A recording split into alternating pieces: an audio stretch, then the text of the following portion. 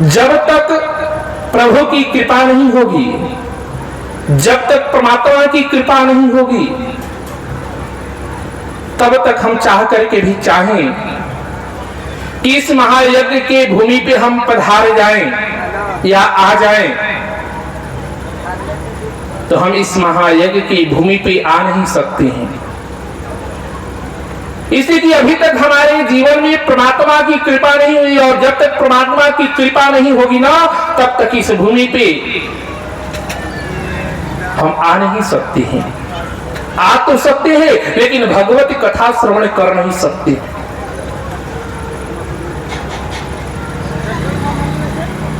भगवत कथा, जो भगवत कथा में आकर के भगवत कथा का आस्वादन नहीं किया, ये हम नहीं कह रहे, ये हमारे रामचरितमानस का कथन सत्य है कि जो राम कथा में आकर के और राम कथा का आस्वादन न करे, जो भगवत कथा में आकर के भागवत कथा का आस्वादन न करे, उसकी जीवन की नैया पता है क्या होता है? उसके जीवन की नैया की दशा डूब जाती है। अब विचार कीजिए, कल आपने सती की कथा सुनी होगी।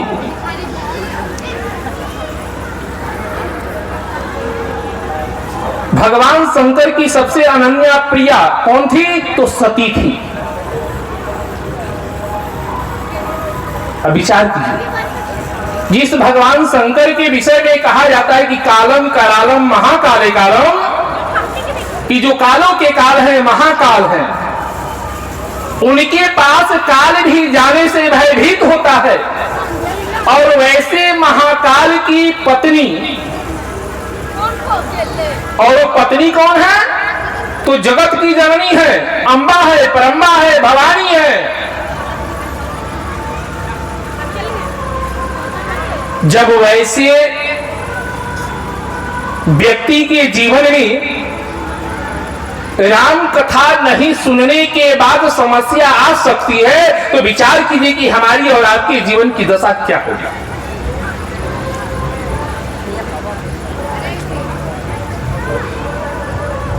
राम कथा में आने के बाद व्यक्ति के जीवन की दशा और दिशा जो है वो दोनों परिवर्तित हो जाती है। दशा और दिशा दोनों परिवर्तित हो जाती है। हम नहीं कहते हैं, रामचरितमानस की जब गोस्वामी जी ने रचना किया, तो रचना करने से पहले संतों ने कह दिया कि इस सत्संग में आने के पश्चात व्यक्ति के जीवन में जो नम में मिलने वाला है ना, वो भी इस जीवन में उस व्यक्ति के जीवन में मिल जाता है।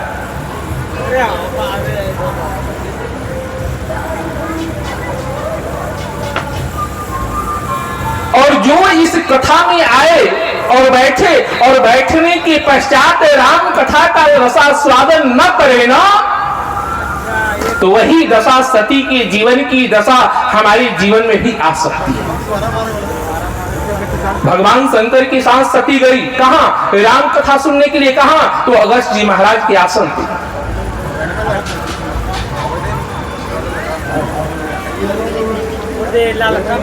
राम कथा में जब चली सती जी, तो गोस्वामी जी ने बहुत सुंदर विश्लेषण सती जी के जीवन में लगाया कि संग सती जगत जननी भवानी।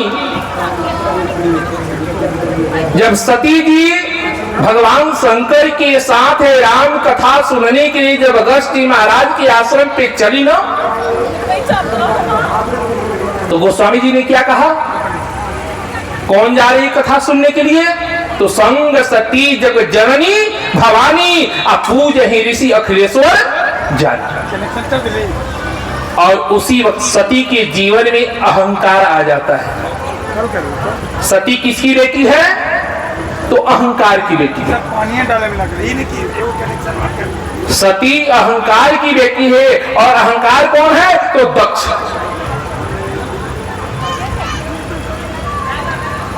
दक्ष की बेटी राम कथा सुनने के लिए आई, लेकिन आ रही थी तो दक्ष की बेटी नहीं थी। वो कौन थी? तो सती थी, जगत की जननी थी, अंबा परंबा जगदंबा भवानी थी। लेकिन राम कथा में आकर के जब सती राम कथा का रसास्वादन नहीं की ना, तो गोस्वामी जी ने उस सती की विशेषण को गोस्वामी जी ने छीन दिया।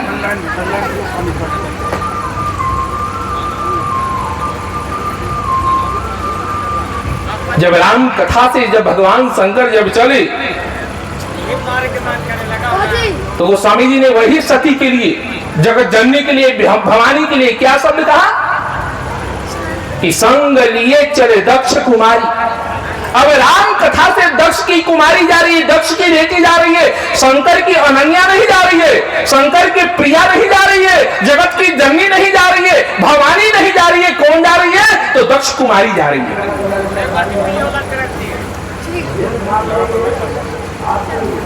ये गोस्वामी जी ने नहीं कहा। सती को भी अपने जीवन में स्वीकार करना पड़ता है। किस बात को? कि हम दक्ष कुमारी हैं।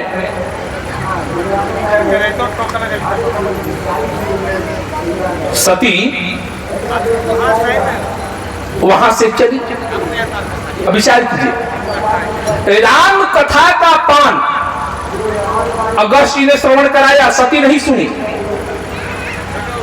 हम लोग कहते हैं शिव गुरु, कि शिव हमारे गुरु हैं। बहुत बड़ी बात है, बहुत अच्छी बात है, लेकिन उसी का विश्लेषण मैं दे रहा हूं। भगवान शंकर की पत्नी सती है, लेकिन सती ने अपने जीवन में भगवान शंकर को ईश्वर बना लिया। भगवान शंकर को ईश्वर बना लिया, अपना पति भी बना ली। लेकिन सती बनाने के बाद भी सती भगवान शंकर की पत्नी होते हुए भी ब्रह्म को पहचान नहीं पाई। और जिस ब्रह्म का साक्षात्कार भगवान शंकर करा रहे हैं, और भगवान शंकर भला जिसको ब्रह्म का दर्शन कराए, और वो व्यक्ति भगवान का दर्शन न करे, नारायण का दर्शन न करे, तो वैसे व्यक्ति को भगवान के चरणों में रहने से क्या फायदा? कोई फायदा है क्या?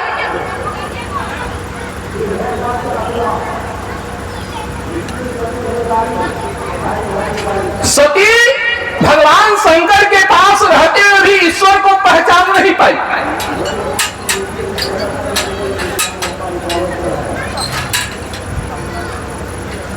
एक बार की बात, दूसरी बार भी भगवान शंकर ने सती को मना किया। कब? कि जब दक्ष के यहां यज्ञ हो रही थी और सभी लोग जा रहे थे, और सती और भगवान शंकर के यहां निमंत्रण नहीं मिला, और सती ने जिद कर दी कि हम भी, अपने पिता के यहां यज्ञ हो रहा है और उस यज्ञ में मैं जाऊंगी। भगवान शंकर ने मना किया, सती नहीं मानी।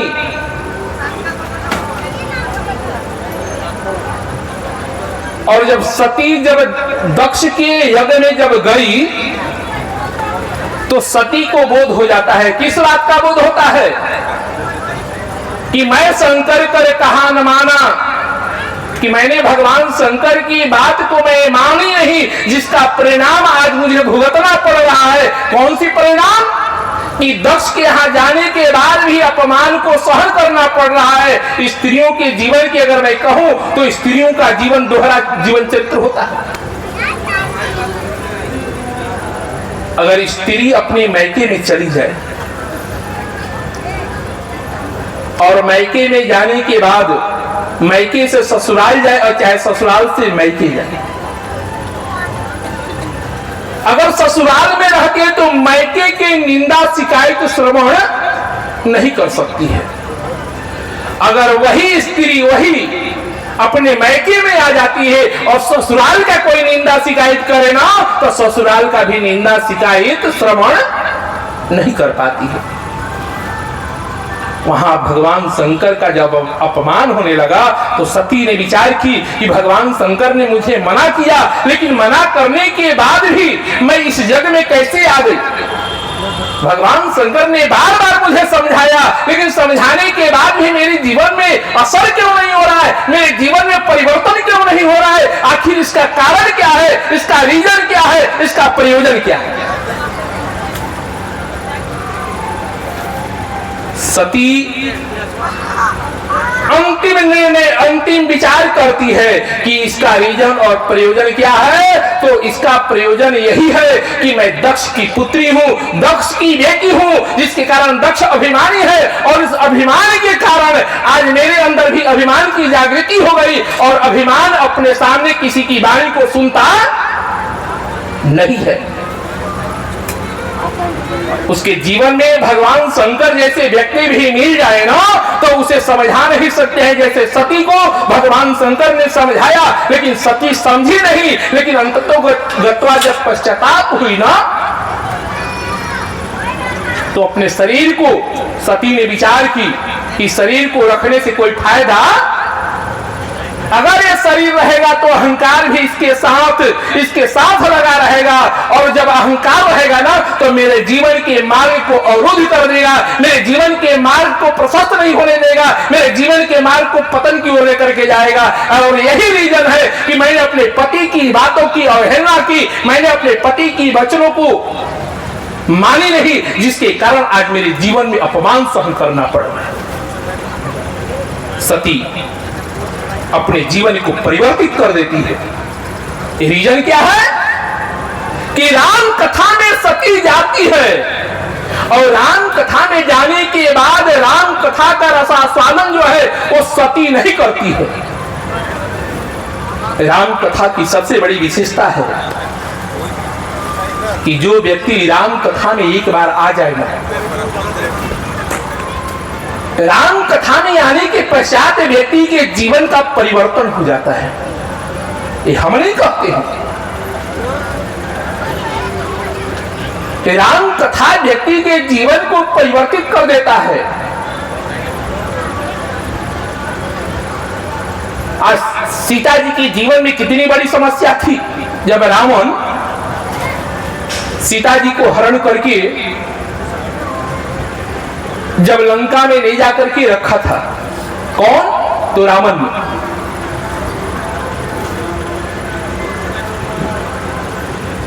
और उस वक्त सीता जी राम के वियोग में बैठी थी, और रावण भी आकर के जानकी जी को त्रास देता है, और उस त्रास के कारण जानकी जी आत्म दुख से, उस कष्ट से व्यथित हो जाती है। और उसी वक्त हनुमान जी का आगमन होता है। जब रावण चला जाता है तो हनुमान का आगमन होता है, और हनुमंत लाल जी ने सीता जी को वो राम कथा सुनाई कि राम कथा गुण वर्णे लागा, असुनत ही सीता कर दुख भागा। विचार कीजिए, जानकी जी के जीवन से वो राम कथा सुनने के बाद उनके जीवन की व्यथा दूर हो जाती है, उनके जीवन की संकट समाप्त हो जाती है। और जो राम कथा में बैठेगा ही नहीं, तो उसके जीवन का संकट समाप्त कैसे होगा। जिस व्यक्ति ने राम कथा का रसास्वादन किया, राम कथा का पान किया, उसके जीवन को परिवर्तन होने से कोई रोक नहीं सकता है। पहली बात। दूसरी बात मैं कहूं, राम कथा आपके जीवन के सारे संकट को दूर भगाता है, आपके जीवन के सारे कष्ट को निवृत्त करता है, आपके जीवन की सारी बाधाएं को समाप्त करता है। राम कथा में बैठने के पश्चात व्यक्ति के जीवन को परिवर्तन होने से कोई रोक नहीं सकता है। राम कथा की इतनी बड़ी महिमा है, राम कथा की इतनी बड़ी विशेषता है, और राम कथा कोई चाहे कि ऐसे मिल जाए सरलता से, सुगमता से, तो राम कथा इतनी सरल नहीं है कि आपके जीवन में मिल जाए। राम कथा तो आप दूरदर्शन पे भी देख रहे हैं, वही एक राम कथा, एक भगवत कथा दूरदर्शन पे बैठ करके सुनिए, और वही एक राम कथा भागवत कथा किसी संत के चरण में आकर के बैठ करके सुनिए, और वही राम कथा भागवत कथा किसी व्यास के सामने बैठ करके सुनिए, कथावाचक के सामने बैठ करके सुनिए, ये तीनों में अंतर हो जाएगा। एक बात मैं आपसे कहूं, आपके घर में जो संपत्ति होगी, वही संपत्ति, वही वस्तु आप किसी के देने के अधिकारी हैं। अगर आपके घर में कोई वस्तु न हो, आपके घर में कोई संपत्ति न हो, और वो व्यक्ति को जाकर के आपसे मांगे कि भैया ये चीज हमको दे दो, तो आप देने के अधिकारी नहीं है, कि कारण कि ये आपकी सम्मान नहीं है, ये आपकी संपत्ति नहीं है, ये आपकी वैभव नहीं है।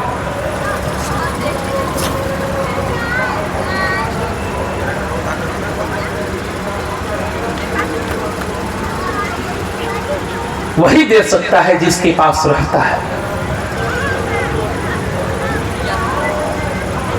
जब हम स्वयं मझधार में डूब रहे हों, जिस नाविक को नाव चलाने न आता हो और उस नाविक को कहा जाए कि तुम भवसागर से मुझे पार लगा दे, तो कभी वो नाविक पार लगा सकता है क्या? जो खुद व्यक्ति मोह रूपी माया रूपी भवसागर में डूब रहा हो, जो दलदल में खुद फंसा हुआ हो, वो किसी को दलदल से क्या निकाल सकता है? आज का परिवेश आ गया है, आज की स्थिति आ गई है, आज की परिस्थिति आ गई है कि राह चलने को जिनको मालूम नहीं, राह चलने को जिनको मालूम नहीं, वो आज देश के रहनुमा बन गए। जिनके सूरत पे हंसता जमाना कभी, वो काले कौवे क्या से क्या बन गए। जिनके जितने दानव थे वो देवता बन गए, मानो बेचारे हवा हो गए। फूल सेमर गुलाबों का राजा हुआ, रात रानी सभी बेहया हो गए। आज की स्थिति तो ऐसी आ गई है, जिससे चलने का ढंग नहीं है, वो दूसरे को चलने को सिखाता है कि ऐसे चलना चाहिए। जिसे सदमार्ग पे चलने का ढंग मालूम नहीं है, वो दूसरे को सिखाता है कि ये सदमार्ग पे ऐसे चलना चाहिए।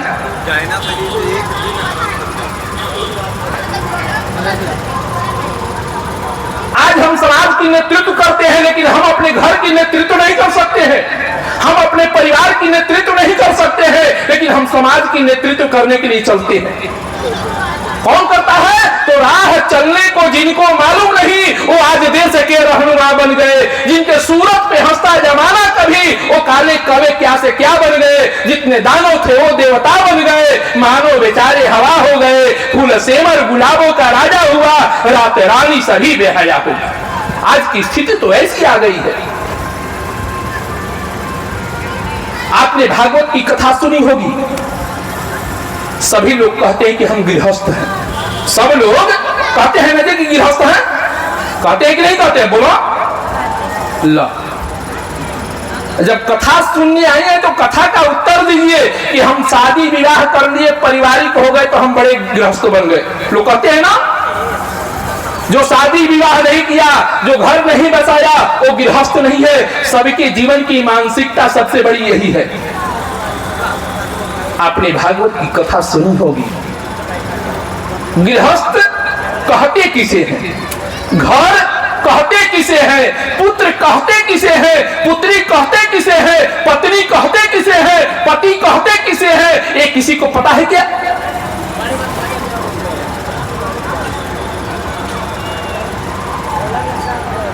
हमने विवाह कर लिया, हमारे घर में दुल्हन आ गई, वो हमारी पत्नी हो गई, हम गृहस्थ हो गए।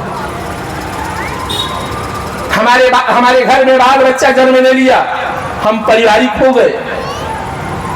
हमने सुंदर बिल्डिंग बना दिया, हमने सुंदर कोठा अटारी बना दिया, अब हमारा घर बन गया। क्या इसी को घर कहते हैं? क्या इसी को परिवार कहते हैं? क्या आजकल तो लोग शिक्षा को कहते हैं कि हम सबसे बड़े, हम पढ़े लिखे हैं, हम सबसे बड़े पढ़े लिखे हैं, इसलिए हमारा घर जो है बहुत बड़ा शिक्षित हो गया है। आज की शिक्षा और कल की शिक्षा दोनों में अंतर है। आज की गृहस्थी और कल की गृहस्थी में दोनों में अंतर है। आज के पुत्र और कल के पुत्र में अंतर है। आज की पत्नी और कल के पत्नी में अंतर है। आज के पति और कल के पति में अंतर है। आज के श्रोता और आज के वक्ता में भी अंतर है। पहले सुखदेव हुआ करते थे, पहले परीक्षित हुआ करते थे। आज आप भी सुखदेव बनकर, आप भी परीक्षित बनकर के बैठे हैं, हम भी सुखदेव बनकर के बैठे हैं। हम भी आपको कथा सुना रहे हैं, आप भी कथा श्रवण कर रहे हैं। तो क्या हम सुना रहे तो सुखदेव बन जाएंगे क्या? आप कथा सुन रहे तो आप परीक्षित बन जाएंगे क्या? आपके जीवन की मुक्ति मिल जाएगी क्या? आपके लिए क्या ऊपर से विमान आ जाएगा क्या? इससे आपका विमान आने वाला नहीं है, इससे आपके जीवन का कल्याण होने वाला नहीं है मेरे भाई।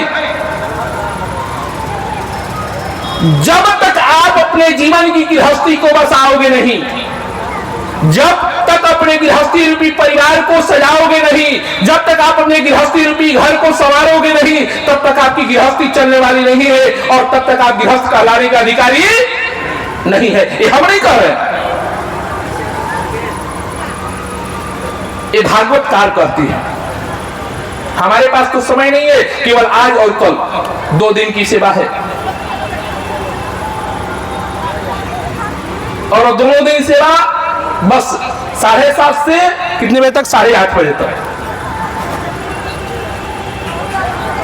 फिर हमारा कार्यक्रम अगले जगह का है। यहाँ का तो कार्यक्रम भी नहीं था। हमारे महाराज जी एक तरह से गुरु लगते हैं, इन्होंने हमें शिक्षा प्रदान किया। हमारे महाराज जी विद्वान बहुत हैं, इनके शरीर में रह करके हमने अध्ययन भी किया, इनके शरीर में रह करके पढ़ा भी, और इन्हीं की छत्र छाया में रह करके हम हरिद्वार जाकर के अपने आश्रम का निर्माण भी किए। इनके आशीर्वाद से आज आपके सामने बैठे हैं, लेकिन इनके आशीर्वाद के कारण ही आज हमको समय निकाल करके आपके बीच भी आना पड़ा। लेकिन कहने का मतलब हमको अभिप्राय ये है कि हम विवाह कर लेने से गृहस्थ नहीं कहलाएंगे। हमारी विवाह हो गई तो पत्नी नहीं कहलाएगी, पुत्र नहीं कहलाएंगे। पहले विचार कीजिए कि घर किसको कहते हैं, घर किसको कहते हैं। क्या घर हम बड़ा बिल्डिंग बना दे, कोठा अटारी बना दे तो उसको हम घर कहेंगे क्या? सबके मन में भ्रांति है, हमारे मन में भी भ्रांति है कि हम 5 तल्ला 4 तल्ला बिल्डिंग बना देंगे तो हमारा बहुत बड़ा सुंदर घर बन गया। सबके मन में तो यही है, किसी को घर कहते हैं, उसको घर नहीं कहते हैं। एक देहाती कहावत देहाती भाषा में कही जाती है कि बिन घरनी घर भूत के, क्या बिन घरनी घर भूत के डेरा, कि जिस घर में घरनी न हो ना वो घर नहीं, वो भूतों का घर कहा जाता है। किसका घर? भूतों का घर।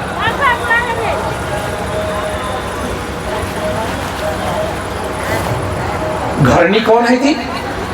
अब विचार करने वाली बात है। हमारे मन में तो भ्रांति है कि हमने विवाह किया और विवाह करके घर में कन्या आ गई, दुल्हन आ गई, वो अब हमारी परिवार बन गई, वो हमारी पत्नी बन गई। अगर विवाह करने मात्र से पत्नी हो जाए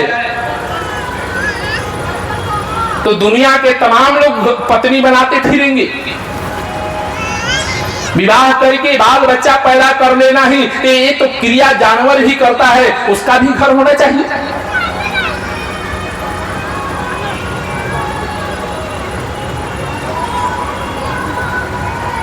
पत्नी तो वो है कि जो अपने पति को पतन के मार्ग की ओर जाने से वो रोक ले।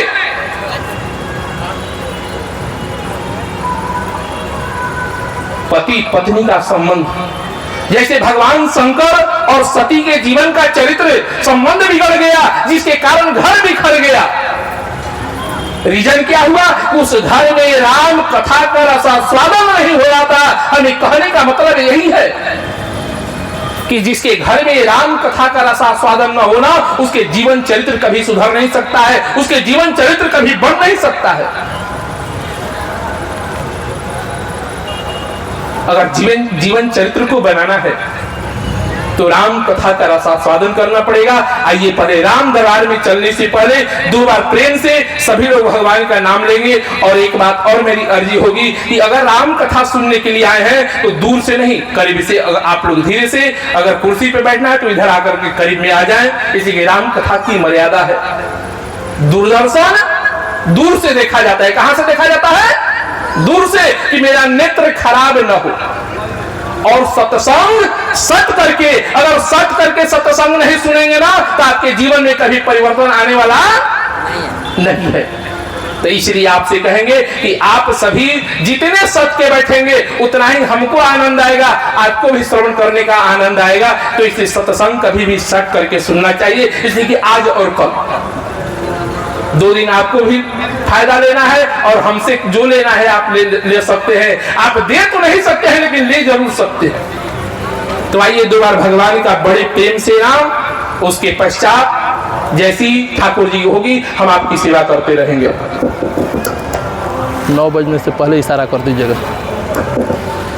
सभी लोग प्रेम से कि श्री राम जय राम जय जय राम, श्री राम जय राम जय जय राम, श्री राम जय राम जय जय राम, श्री राम। देखिए, हम किसी से कुछ मांगते नहीं हैं और संत को आप क्या दे सकती हैं? क्या दे सकती हैं? कुछ नहीं दे सकती हैं। आपकी सामर्थ्य नहीं है कि संत को कुछ देने की। अगर देना है संत को, अगर कुछ दिया जाता है तो प्रेम दिया जाता है। क्या दिया जाता है? प्रेम। संत को अगर कोई बस में करना चाहे तो प्रेम से कर सकता है। कोई संत को चाहे कि धन से कर ले, स्वर्ग से कर ले, तो उसके अंदर सामर्थ्य नहीं है। संत को जीतना है तो प्रेम से। और प्रेम कब मिलेगा? तो संत भगवान के भक्त होते हैं, तो उसी तरह से आप भी भगवान के भक्त हो जाइए। और जब तक भगवान की आप भक्त नहीं होंगे ना, तब तक आपके जीवन का कल्याण नहीं है। भगवान के भक्त ऐसे भी है, लोग कहते हैं कि हम राम कथा सुनने के लिए जा रहे हैं। रख दीजिए, सब लोग कहते हैं कि राम कथा सुनने के लिए जा रहे हैं, कहते हैं ना जी, हैं? लेकिन हम कहते हैं कि आप राम कथा सुनने के लिए नहीं आए हैं। तो ये प्रमाण भी देंगे, आप राम कथा सुनने के लिए नहीं आए हैं। तो राम कथा सुनने के लिए कौन आया है? तो हम राम कथा नहीं सुना रहे हैं, हम भगवत कथा सुना रहे हैं। क्या सुना रहे हैं? भगवत कथा। और भगवत कथा में क्या है? तो भगवान के भक्तों के जीवन चरित्र है ना जी? भगवान के भक्तों के जीवन चरित्र है। और भगवान के भक्तों के जीवन चरित्र को मैं सुना रहा हूं। और भगवान अपने भक्तों के जीवन चरित्र सुनने के लिए पहले आते हैं। और कहां आते हैं? तो आपके हृदय में आते हैं ना। और वही भगवान आकर के अपने भक्तों के जीवन चरित्र को सुनते हैं। तो अब आप बताइए कि आप कथा सुन रहे हैं कि हमारे प्रभु सुन रहे हैं? हमारे प्रभु सुन रहे हैं आपके हृदय में। आप राम कथा में नहीं बैठ सकती हैं, आपकी हिम्मत नहीं है, आपकी क्षमता नहीं है। भगवान आपके हृदय में आते हैं और प्रेरित करके आकर के स्वतः आपके माध्यम से राम कथा में बैठते हैं।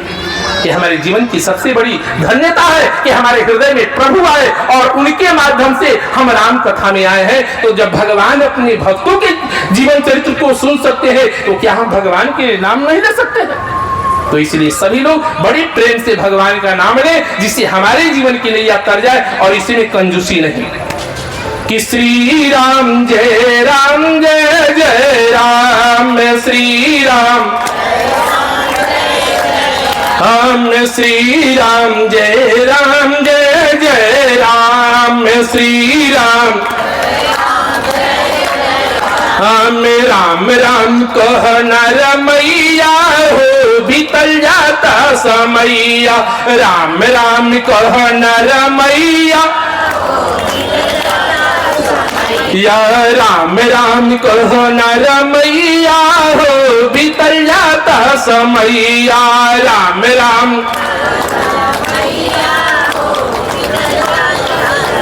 या जाता समैया भैया, जाता समैया, जाता समैया भैया, या जाता समैया भैया, जाता समैया, जाता समैया भैया। या राम राम कहो न रमैया हो, बीतल जाता समैया। राम राम कहो न रमैया,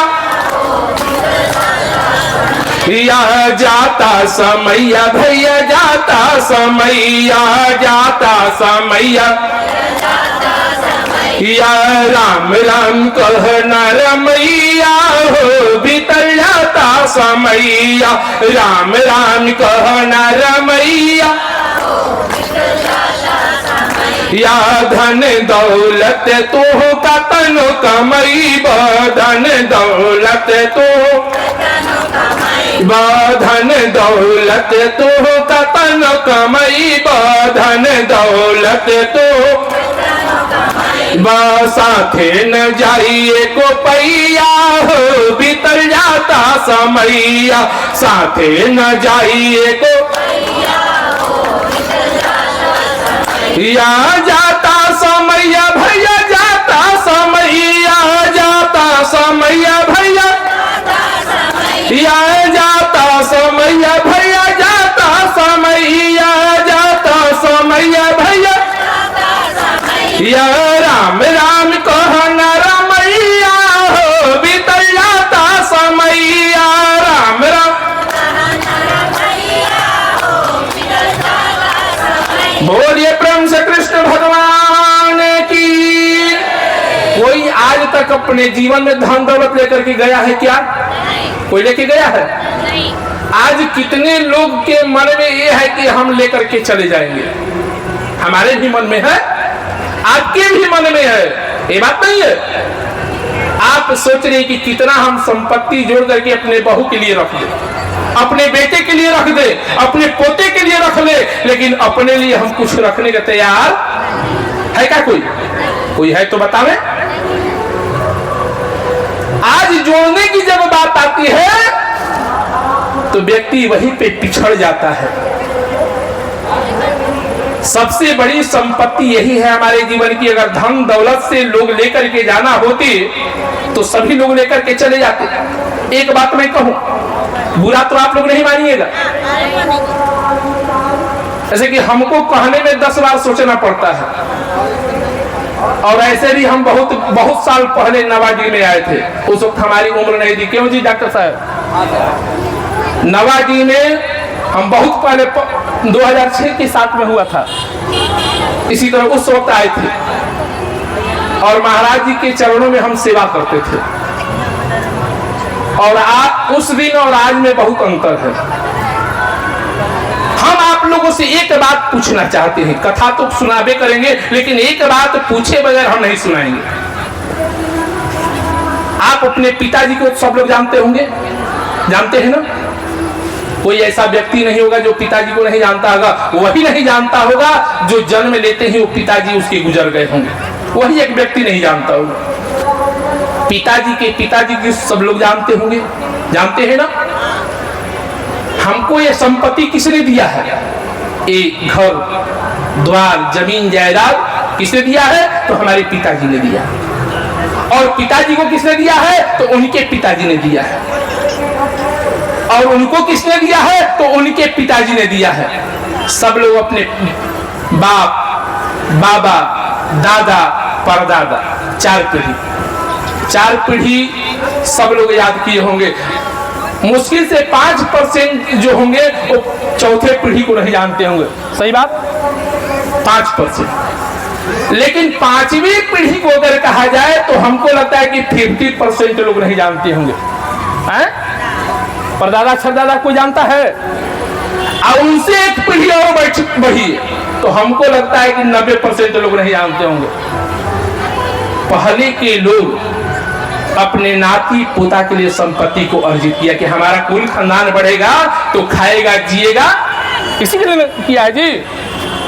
अब बताइए, जिसने अपने जीवन को समर्पण आपके लिए किया और उसको आप भूल गए, तो बताइए कि आपके जैसा नालायक कौन है जी? है कि नहीं? गलत कहते हो तो कहिए। जिसने संपत्ति दिया उसको हमने भूल गए। वो अपने जीवन की पूरी परिश्रम लगा करके आपको समर्पित किया, न भगवान का भजन किया न कुछ किया। बताइए, और आपको जीते जी बेटा और बहू भूल गई। ए बुढ़िया बट, ए बुढ़वा बट, और उसी के लिए हम मर रहे हैं। जिस भगवान ने जन्म दिया उसको हम याद नहीं कर रहे हैं। अरे भगवान जन्म इसलिए नहीं दिया है, इसी के जीवन क्षणभंगुर है। ये जीवन क्षणभंगुर है सबका, अंततः सभी को जाना है। जाने कौन कहां चला जाए, जीवन का कौन ठिकाना है। धन धरती कोठी को समाल सब क्षण में ही छूट जाएंगे। जिनको तुम अपना समझ रहे वे दूर सभी हट जाए। कब? कि जब निकलेगा तन से प्राण, जब ही मुर्दा बन चुका बताएंगे, उस तक लोग कहेंगे मुर्दा हो गया। उससे पहले आपने करोड़ों का टर्नओवर करके बिल्डिंग पिट दिया, बिल्डिंग बना दिया, और आपकी स्थिति कैसी हो गई? मृत्यु की सेज पे, मृत्यु के सैया पे पड़े हैं कि जब मुंह पे करिए भिन भिन माछी, कब? कि आपका अंग प्रत्यंग आपका ही दामन छोड़ देगा। शरीर अब चाह करके भी चाहे कि हम मुंह का थूक और नाक के नेटा और आंख का कीची पोछ ले, तो ये हाथ काम करने वाला नहीं है कि पोछेगा। तो लोग क्या कहेगा जी? कि कोई कही कि कर्म भोग है, कोई कही कि असाध रोग है, कोई कही कि व्यर्थ दवाई, के गोईठा में। अब बताइए, अब उस वक्त आप गोईठा बन गए, करोड़ों की संपत्ति अर्जित किया, लेकिन इस परमात्मा को हम भूल जा रहे हैं। सबसे मेरे जीवन की सबसे बड़ी संपत्ति परमात्मा है। यही बात हनुमंत लाल जी जब सीता जी के जीवन में इतनी संकट थी ना, तो राम कथा गुण बरन लागा, असुनत ही सीता कर दुख भागा। हनुमान जी का बड़ा ही अद्भुत जीवन चरित्र है, बड़ा ही अद्भुत जीवन चरित्र है। भगवान अपने भक्तों के वश में सदा सर्वदा रहते हैं। प्रभु श्री राम का जब राज्याभिषेक हुआ, राज्याभिषेक हुआ, राजगद्दी पे बैठे जब 14 वर्षों की वनवास से आकर के, तो व्यक्ति के जीवन में कुछ मिलता है तो अपने से छोटे को सब लोग उपहार देते हैं, छोटे को सब कोई उपहार देता है। भगवान जब राजगद्दी पे बैठे, राज सिंहासन पे बैठे, तो सबको सब कुछ दिया, लेकिन जब हनुमान को देने की जब बारी आई, जब हनुमान को देने की बारी आई, तो प्रभु श्री राम संकुचित हो रहे कि हनुमान को दूं तो मैं क्या दूं, हनुमान को मैं दूं तो क्या दूं। जब हनुमान प्रभु की तरफ देखते और प्रभु जब हनुमान की तरफ देखते, तो जब प्रभु हनुमान को देखते तो हनुमान जी अपनी आंख को झेप लेते, और जब हनुमान जी प्रभु की तरफ देखे तो प्रभु अपना आंख को टेढ़ा कर ले। अब दोनों में इतनी सामर्थ्य नहीं कि एक दूसरे का आंख मिला ले। विचार कीजिए, भगवान और भक्त की इतनी महिमा। लोग कहते हैं कि हमारी महानता हमारे जीवन में धन दौलत आ जाए तो हम महान बन जाए। अरे लंकापति विभीषण भी बन चुका है, अंगद भी, सुग्रीव भी। अंगद को युवराज पद मिला, सुग्रीव को राज तिलक मिला, तो क्या विभीषण बड़ा हो गया? युवराज अंगद बड़े हो गए, सुग्रीव बड़े हो गए। हनुमान तो चरण में बैठा है, सभी लोग सिंहासन में बैठे हैं, तो क्या चरण में बैठने से उस हनुमान की महत्ता कम हो गई? और सिंहासन पे बैठने से विभीषण की महत्ता बढ़ गई? इससे मेरे जीवन की महत्ता नहीं बढ़ती है। महत्ता तो तब बढ़ती कहती है कि हम अपने द्वारा किसी के दिलों पे राज करें, किसी के दिलों पे राज करें। और जब हम किसी के दिलों पे राज नहीं कर पाएंगे ना, तो उससे मेरे जीवन की महत्ता बढ़ने वाली नहीं। अगर हम समाज में रहें, हम परिवार में रहें, और परिवार में रहने के बाद अगर 10 परिवार में एक परिवार भी अगर हमको अच्छा न कहे तो हम अच्छे नहीं है। अगर 10 में अगर 5 भी कहता है कि नहीं भाई ये अच्छा है तो अच्छे हैं। हनुमान जी राम जी के चरणों में बैठे हैं और प्रभु श्री राम और हनुमान की दृष्टांत यही चल रही है। राम हनुमान को देखिए, हनुमान राम को देखिए। ये पूरी दिनचर्या निकल गई। रात्रि का समय हुआ। जानकी जी ने प्रभु से पूछी कि महाराज आपने सब कुछ दिया, सबको दिया, लेकिन हनुमान को आपने कुछ क्यों नहीं दिया? राम ने क्या कहा? जानकी मेरी इतनी सामर्थ्य नहीं कि मैं हनुमान को कुछ मैं दे सकूं। हनुमान के व्यवहार से, हनुमान की सेवा से, हनुमान के कर्ज से मैं इतना दब चुका हूं कि मैं उठने वाला और हनुमान के सामने मेरी साहस नहीं है कि हनुमान से मैं कह सकूं कि हनुमान तुम मुझसे कुछ मांग ले। जिसके कर्ज से दबा हुआ व्यक्ति ऋणी है, उसके सामने क्षमता नहीं है कि वो आगे अपना सर उठा करके उससे बात कर सके। आज तक दुनिया में हमने सुना है कि सेवक मालिक के ऋण से, मालिक के कर्ज से सेवक दबा हुआ है, लेकिन आज जीवन की पहला दृष्टांत है कि हनुमान के कर्ज से राम उसके कर्ज में डूबे हुए हैं। आज जगत का पहला मालिक है, आज जगत का पहला सेवक है जो अपने मालिक को अपने कर्म के द्वारा, अपने कार्य के द्वारा अपने मालिक को कर्ज में डुबा दिया है।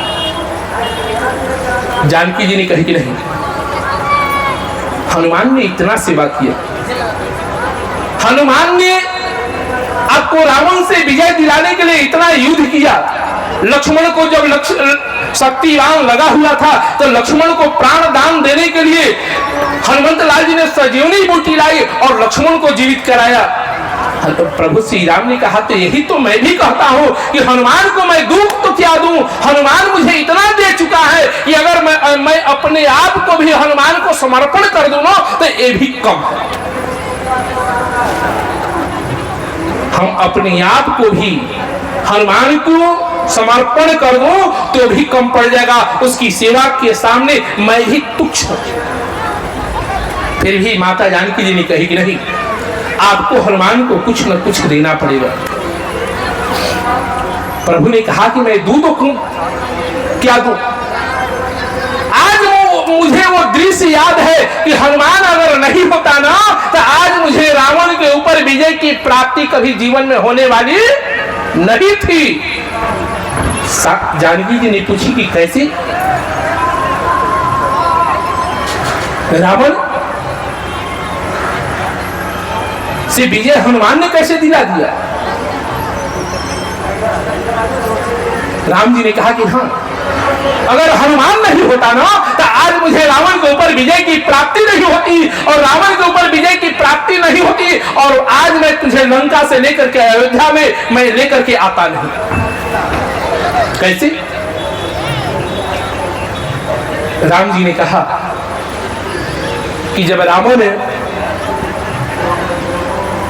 यज्ञ करने के लिए चला, अजय यज्ञ को जब करने के लिए चला, अगर वो रावण अपनी यज्ञ को पूर्णाहुति दे देता और उसकी यज्ञ पूर्ण हो जाती तो कभी दुनिया में, कभी ब्रह्मांड में उस रावण को कोई हरा नहीं सकता था। और जब ये बात विभीषण को लगी तो विभीषण ने आकर के मुझसे कहा, और जब इस बात की समस्या हुई तो हनुमान को जब पता चला तो हनुमान ने कहा कि प्रभु इसमें कौन सी बड़ी बात है, इस यज्ञ को खंडन करने का मेरा दायित्व है। इस यज्ञ की पूर्णाहुति भी होगी और विजय भी आपका होगा और रावण का हार भी होगा। अब विचार, यज्ञ कोई और कर रहा है और उसका फल कोई और को मिले, ये कैसे? हनुमान ने कहा कि प्रभु होगी, आप केवल देखते रहिए। हनुमान जी ने वहां से ब्राह्मण का भेष बनाया। हनुमान जी ब्राह्मण के भेष बनाए और जहां रावण यज्ञ कर रहा था, यज्ञ करने के लिए ब्राह्मण ही आते हैं। ब्राह्मण के बगैर यज्ञ की पूर्णाहुति होगी नहीं, यज्ञ होगा नहीं। अगर सही पूछा जाए तो रामचरितमानस में कहा गया है कि बंदं प्रथम महिषूर चरणा अमोह जनित संशय सब हरेना। ये पृथ्वी के देवता कौन है? ब्राह्मण है। ब्राह्मण हमारे जीवन की मोह को, संकट को हरने वाले हैं। ब्राह्मण ही एक ऐसा है जो अपने जजमान को कल्याण चाहते हैं, जजमान का हित चाहते हैं। ब्राह्मण कभी अपने जजमान का हित नहीं चाहता है। ब्राह्मण को अगर कोई संतुष्ट कर ले, ब्राह्मण को कोई संतुष्ट कर ले और ब्राह्मण संतुष्ट हो जाए तो समझिए कि उसके जीवन का यज्ञ पूरा हो गया। और जिससे यज्ञ का ब्राह्मण संतुष्ट हो जाए उसके जीवन का यज्ञ कभी पूरा होने वाला नहीं है। रावण यज्ञ तो करा रहा था, लेकिन ब्राह्मण की सेवा करने के लिए कौन आ गया?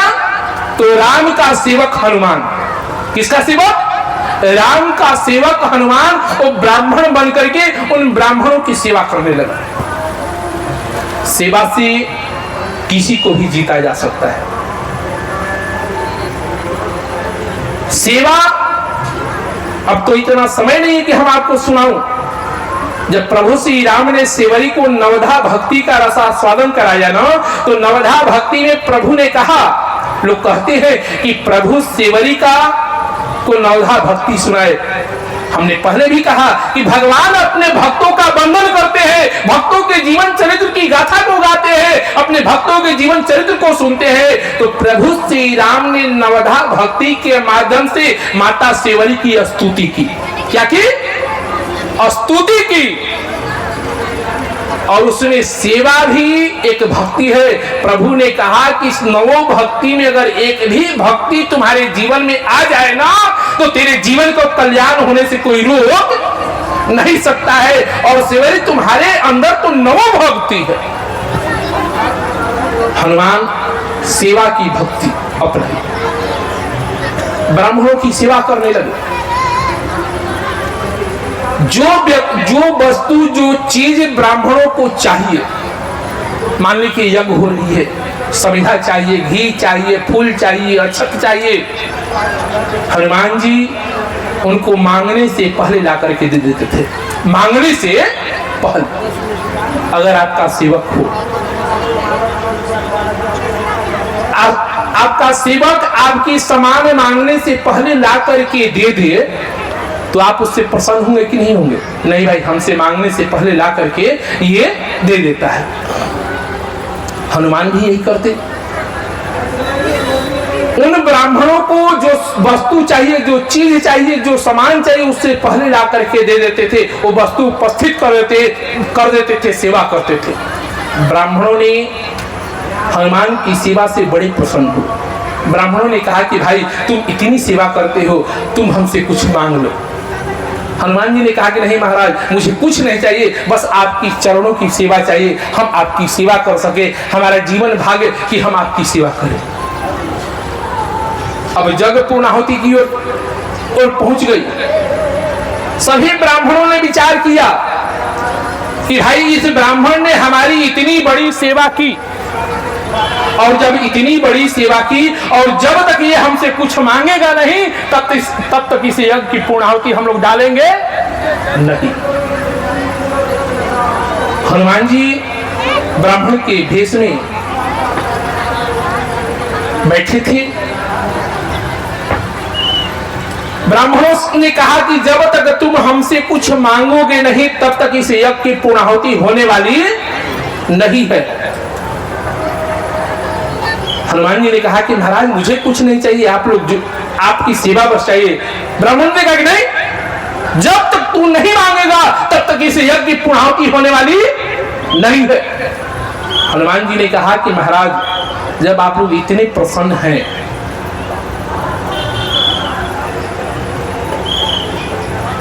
तो हम आपसे कुछ मांग नहीं रहे। अगर आप लोग देना चाहते हैं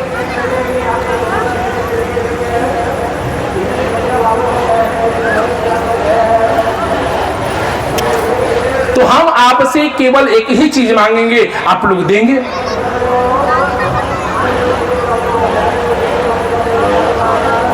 ब्राह्मणों ने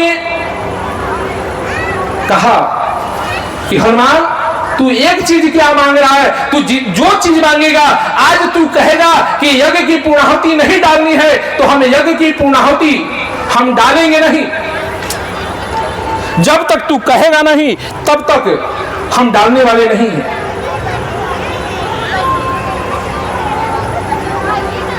हनुमान जी ने कहा कि जब इतनी प्रसन्न है तो आपसे बस केवल एक ही चीज मांगना है कि एक श्लोक जो आप जिस मंत्र के द्वारा आप आहुति डालने वाले हैं उस मंत्र की एक अक्षर को आप बदल दीजिए। जय तुम देवी चामुंडे जय भूतार्थ हारिणी, जब तुम देवी चामुंडे जय भूतार्थ हारिणी, माने भूतार्थ हारिणी का मतलब कि उसके जीवन की पीड़ा जो है वो समाप्त हो जाए। ये अपने पीड़ा को हरण करने के लिए रावण ने यज्ञ को करवा रहा था कि हमारी जीवन की पीड़ा समाप्त हो जाए। हनुमान जी ने कहा कि इस मंत्र की एक अक्षर को बदल दो। ब्राह्मणों ने कहा कि एक अक्षर क्या, हम पूरी की पूरी मंत्र बदल लेंगे। एक अक्षर की बदलने की जरूरत है, पूरी मंत्र बदल लेंगे। तू कहेगा तो पूरी मंत्र बदल लेंगे। हनुमान ने कहा कि मुझे पूरी मंत्र बदलने की जरूरत नहीं है, केवल एक अक्षर बदलना है कि जय तुम देवी चामुंडे। और जहां हारणी शब्द है हनुमान जी ने कहा कि हारणी नहीं कारणी शब्द होना चाहिए कि जय भूतार्थ कारणी। कारणी माने पीड़ा देने वाली। ब्राह्मणों ने कहा कि बस इतनी सी बात। हनुमान ने कहा कि बस। और इस मंत्र के द्वारा जैसे ही ब्राह्मणों ने उस यज्ञ की पूर्णाहुति को डाला, नारियल को डाला, और डालने के बाद रावण की पीड़ा जो है असंख्य बढ़ गई, इतनी बढ़ गई कि जिसके कारण रावण को प्रणाम होना पड़ा। हनुमान जी की इतनी प्रभु के ऊपर कृपा। प्रभु ने कहा कि हनुमान की इतनी कर्ज है कि अगर हनुमान नहीं होता